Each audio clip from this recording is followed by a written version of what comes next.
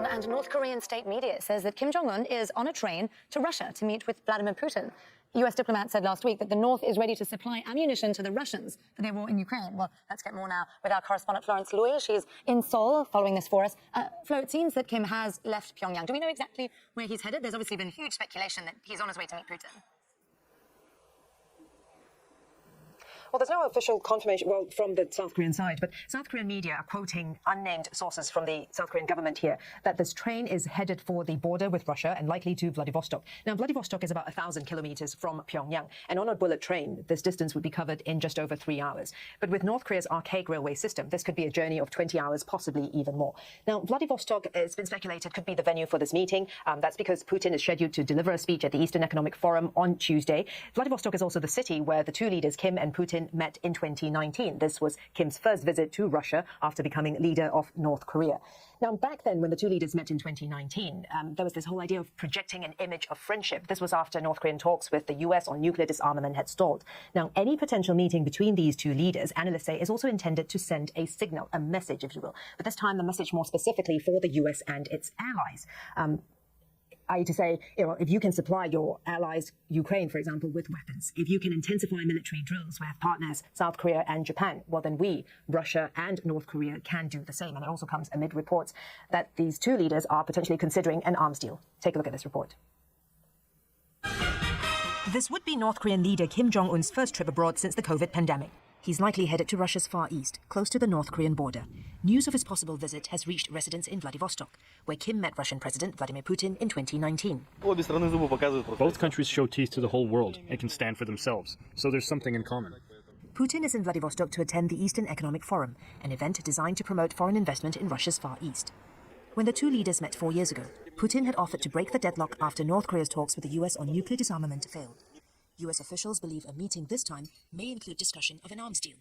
If North Korea sells weapons to Moscow, this is going to be a problem for the United States as well as for Europe, because this would essentially try to be an effort by Moscow to balance some of the advantages that Ukraine has in terms of getting material, artillery, rockets. North Korea is banned from exporting weapons under a UN Security Council resolution. There are also concerns North Korea may receive from the Russians sophisticated technology that could help it advance its nuclear weapons program. Russia and North Korea have drawn closer in recent months. In July, Sergei Shoigu visited Pyongyang, the first Russian defense minister to do so since the fall of the Soviet Union. Russia is also discussing holding joint military drills with North Korea. Analysts say the Kim-Putin meeting could be intended to send a message to the US and its allies. With a bit of diplomacy, North Korea can be used as a tool to influence behavior of the United States, South Korea and some other players, largely in regard to the Ukrainian conflict. For North Korea, a potential arms deal with Russia would also make sense economically. Heavy flooding has worsened the impoverished country's food supply. Two countries led by authoritarian rulers and under Western sanctions may seem like natural allies. But closer ties between Russia and North Korea may also serve to widen the divide in the international community, much like during the Cold War era. Florence Lui, Al Jazeera, Seoul. Well, let's now get the view from Russia and speak to Yulia Shapovalova for us in Moscow.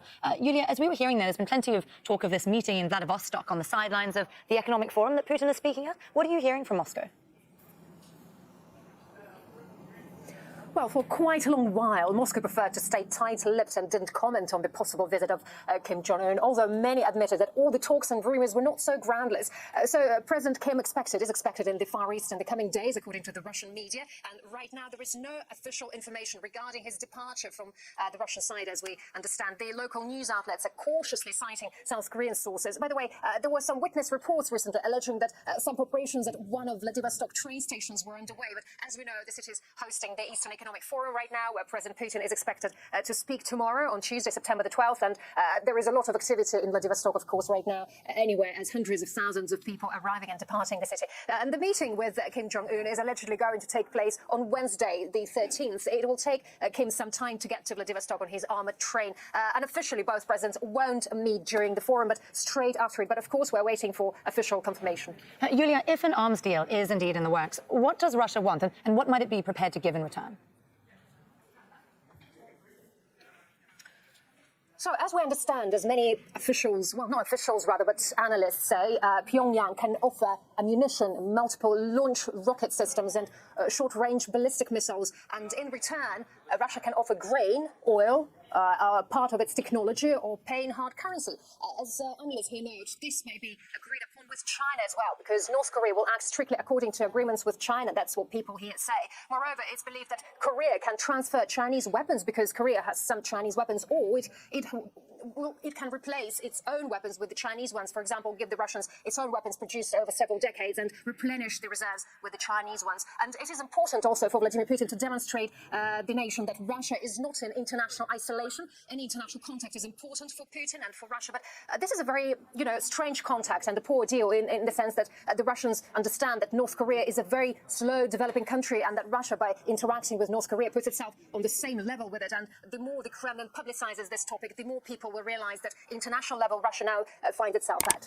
Well, we'll continue watching that situation very closely there. Indeed, Yulia Shapovalova there for us in Moscow. Thank you.